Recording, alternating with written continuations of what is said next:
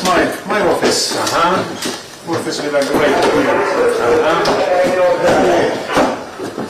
Navigate and do everything when you know the research on the vessels. So in the front of the is the main navigational station.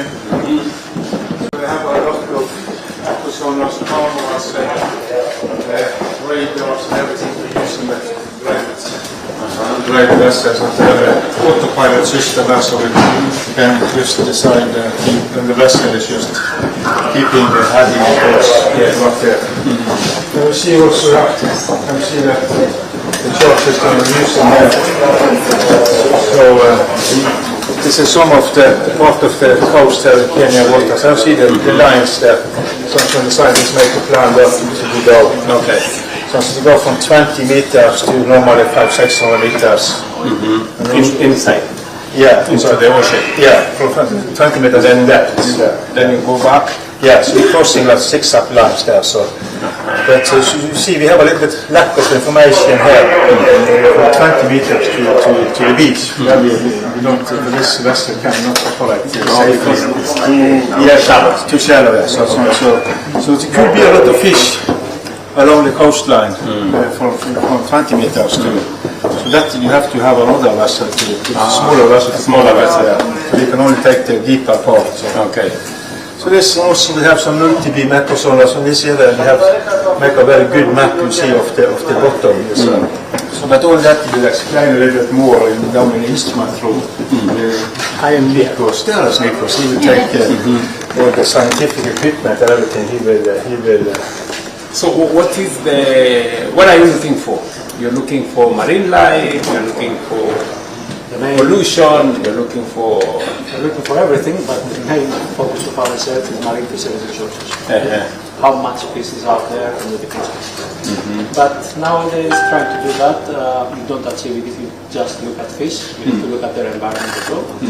So we are collecting environmental data, both on the trophic network, also on the abiotic parameters, and also salinity. And of course, we are also monitoring pollution, because we are out there anyway, so there's a little opportunity to do that.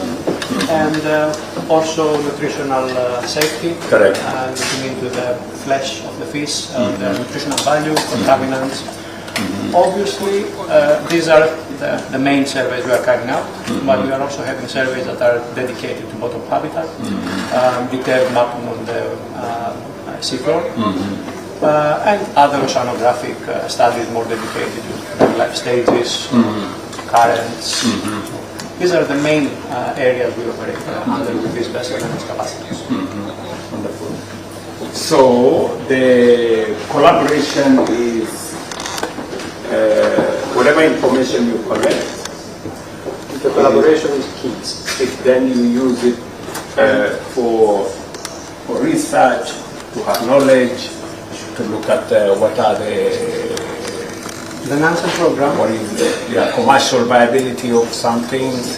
So the Nansen program, which is the framework under which the vessel is operating, it's 50 years old and 51 actually. And we have been collaborating with partner countries in Africa, the Indian Ocean, and other areas on the planet. But our focus is in Africa. And the aim is to build the capacity of national scientists of the partner countries we are collaborating with.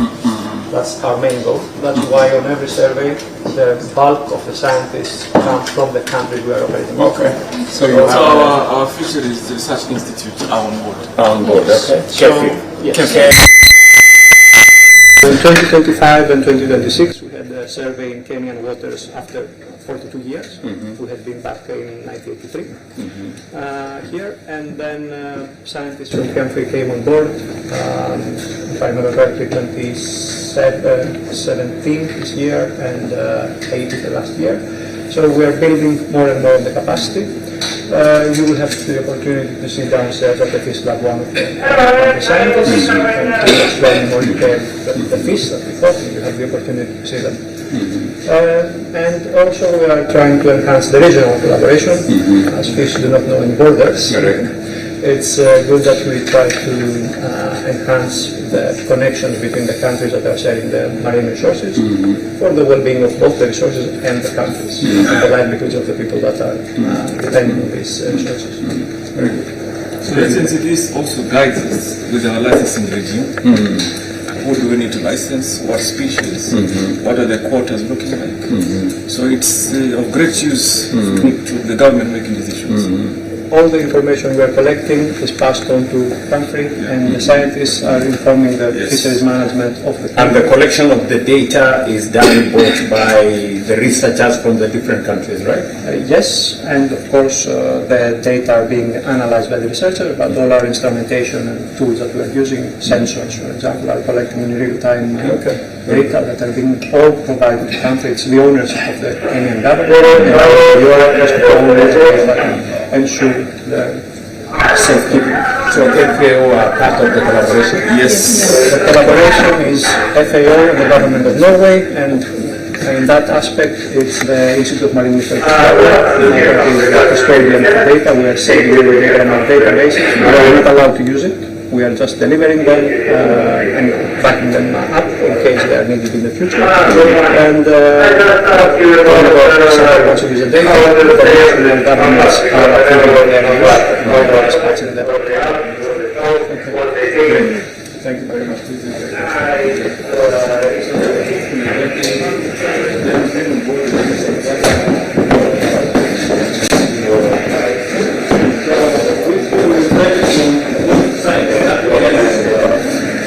Where is the captain's seat?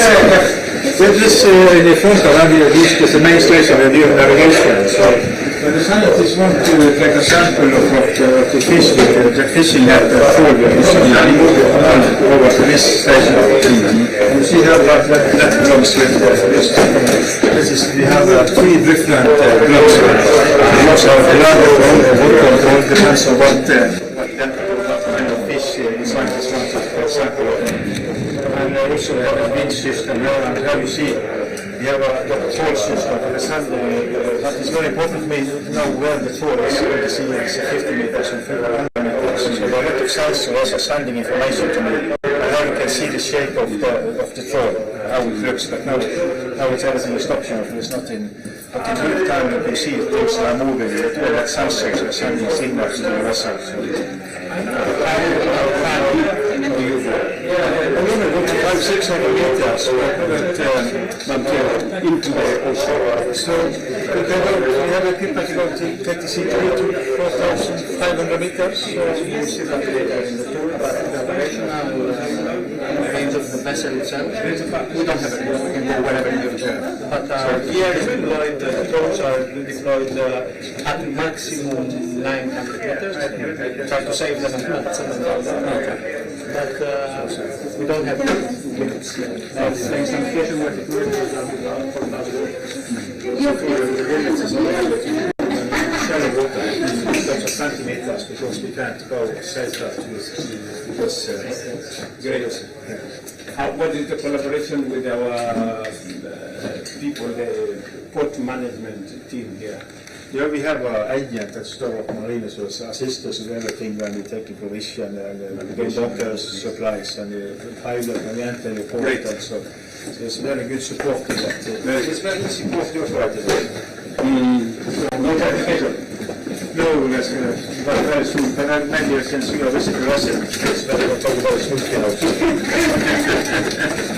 So always say that the is alright, but everything is good.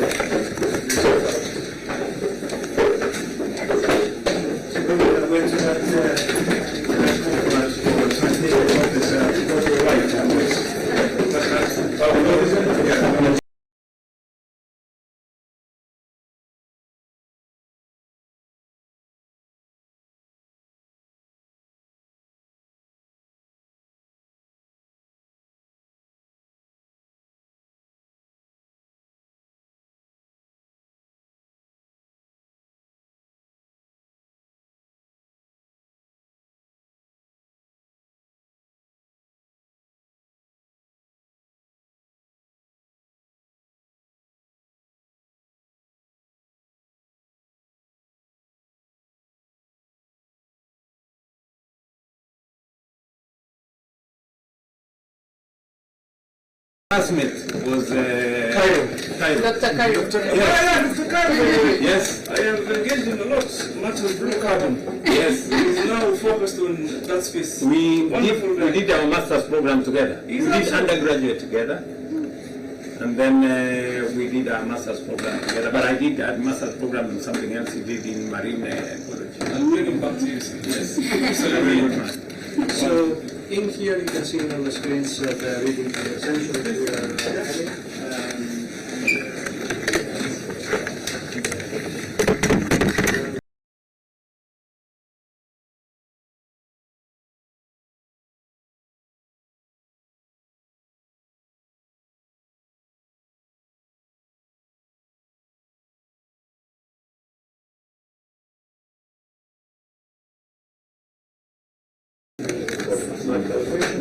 We are converting that into variables. As I said earlier, we cannot do that only by fish. We cannot understand their environment, their shifts in distribution, their abundance without taking into account environmental variables. Especially in Kenyan waters, currents are a very strong factor because they induce productivity by upwelling. And then, of course, we have instruments that we visit ourselves, so the CDV that goes down to 4,000 meters, and we're collecting temperature salinity.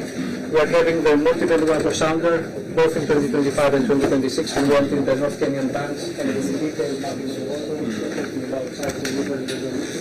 So now the Institute has in hands extremely detailed maps. Talking in rallies. I would be doing much more serious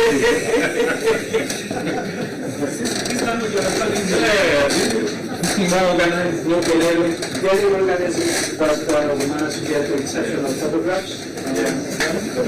And we are here, when we are collecting the data, we are having software that allows us to produce maps and understand the resources, the distribution.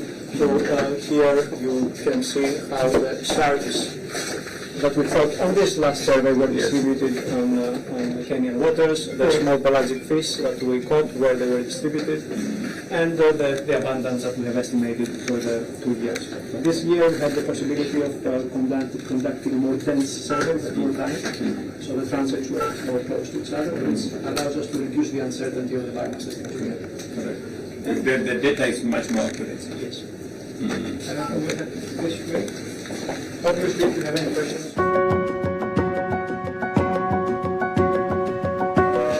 We have a small library with the vessel here, mainly comprising fisheries identification, fish identification, and of course another one down in the And I would like to ask where you would like to take photos out here on the deck or later on the Wherever you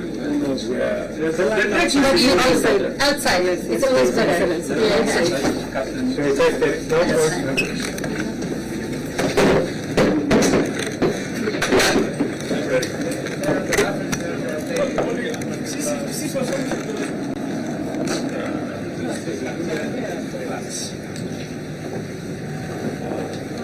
Yeah, sure, fine.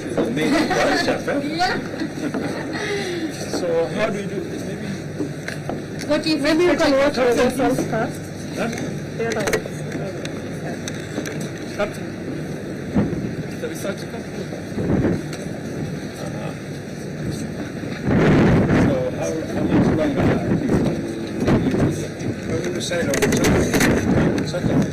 By Saturday, we'll have it up to Madagascar and Assure with that. And then for 3 weeks, and then we had it for issues.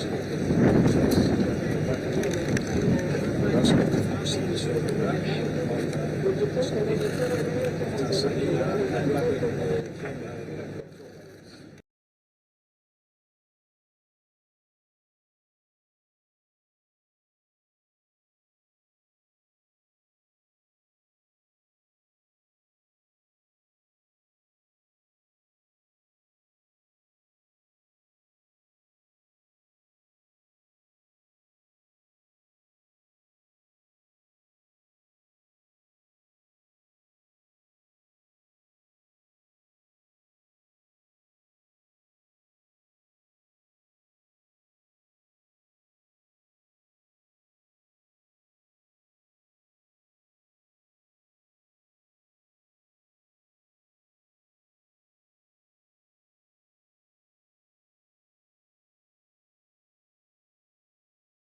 That DAD, I don't know, he got a scholarship to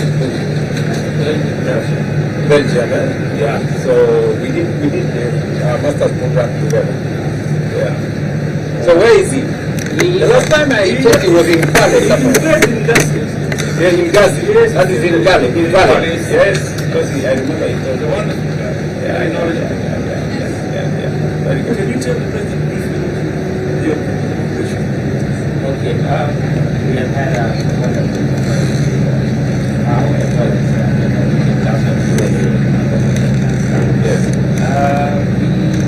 have already done some surveys. We did one last year and this year. And this year and last year were within the northeast monsoon. No, southeast monsoon. So we will do another one in October, so that we can do now the northeast monsoon. So the aspect of doing it within the two seasons is that our productivity and fishery is different, is determined by the productivity in different seasons. So the southeast monsoon, and that is the kind of information, because we got a very good information, because this vessel is state of the art. It has some sounders. They can release sounds and tell you the kind of waves that are happening, the currents beneath at different levels. So these ones enable us to understand the productivity system within our North Kenya banks, because that's where we have our tunas. And the tuna normally come during these seasons in July. So they have to be drawn by something, and because they have to come and feed. So what is causing these fish to be there during this season? Okay. You need to understand, and it's very key for management. So what we apart from everything, that was key information that we were able to derive, that the currents are very strong during the southeast monsoon. Yes. In fact, you quantify the speed in knots. They flow at 4.5 knots, which is very high speed. So what happens is that they meet with this, the bank that we call North Kenya banks is a mountain in the sea. And that mountain traps sediments from Tana River, which are rich in nutrients. And these sediments comes, the Tana River brings in about 7 million tons of sediments. Yes. So what happens is that these currents, as they flow, they come and they hit on the mountain during the southeast monsoon, and then they cause this turbulence. Yes. The nutrients are poured into the water column, and then it becomes very productive during that time. So that is the season that our waters are very productive. But the downside is that at that time the seas are very rough. So what happens is the tunas come, they feed on our waters. And because it is rough, we cannot get to them. The locals don't go catching. And it's within our territorial waters. The locals don't come catching. So what happens is they come and feed and do their things, and then they go to the EEZ. If you look at the VMS, you find international vessels just on the borders of our waters, waiting for the tunas to come. So I think after having fed on our stuff. Yes. So I think the best the intervention that can be done is to enable fishermen, especially during the southeast monsoon, to have vessels that can at least go for 3 days to 4 days, and can be able to withstand the waves. Withstand the waves, because they don't go out. They come in during the northeast monsoon. The northeast monsoon, the tunas have already gone. There are fish there, but they are not as much during that time. Go and chase those people. But Your Excellency, you already gave us a directive to buy 5 vessels for every postal county. Correct. And but we also enforce. We are developing the need to chase away those other characters who come to it. Yes. And by the way, Excellency, yellowfin tuna is the most profitable catch. Yes. And yellowfin tuna. Okay. We will say it downstairs. Yeah. Great. We've been able to have a discussion. Great.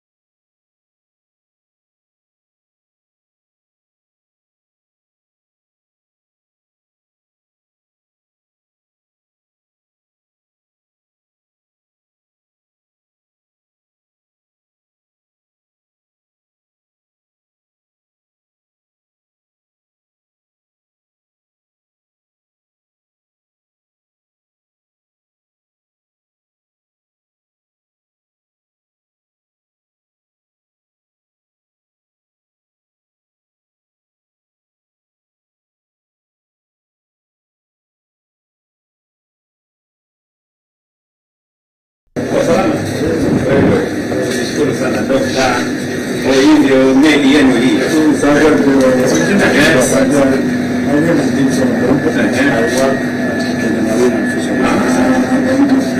Where? Right here in Mombasa. In Mombasa. Okay, very good.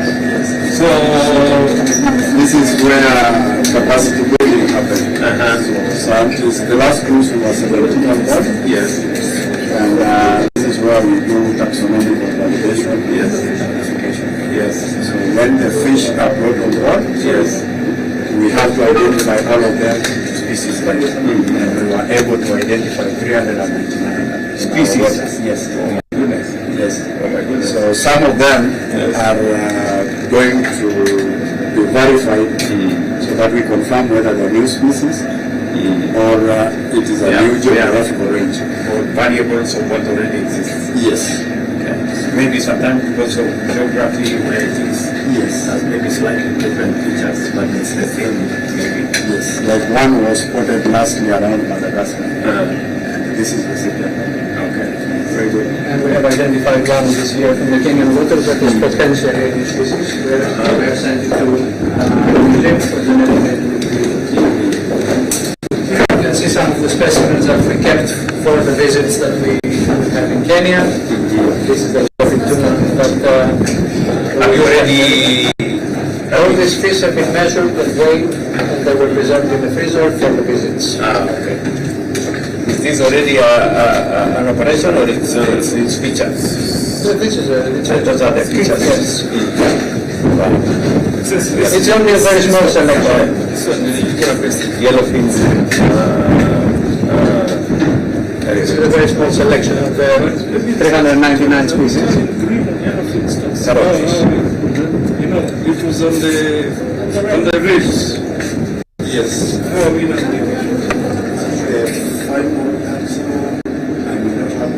but the first the same, we will be turning green. Yes, we are verified. So spots are coming out. Okay. One of the limitations we have, because we are not that fast, is This one is supposed to be a snake or what? this is a boxfish. Here's the sound, yes. Mainly the skeleton. This is a No, but it catfish. also has really like toes. It has a human face. This fish, Your Excellency, I think it's the one that expands when it is removed in the water. It becomes it's one of its mechanics. It becomes round. It becomes round. And then So that's the other say that hii Kiswahili sisiwele naitwa samaki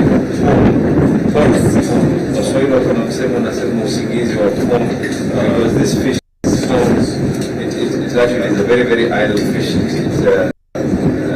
It's on top of the water. So the Swahili It's not in deep water. it's not in deep water.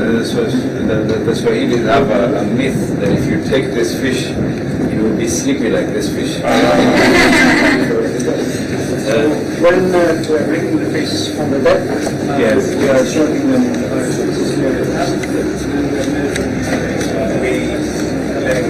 this is a current fish meter. We are putting the fish here. We have a magnet in our hand. We click, and it goes into a database. Then we put into the database, and then the same scale, it happens and the weight is registered, so that the human error is minimized. And the reason why we are collecting all these fish is because at the end of the day, providing better information for research management essentially improves life of the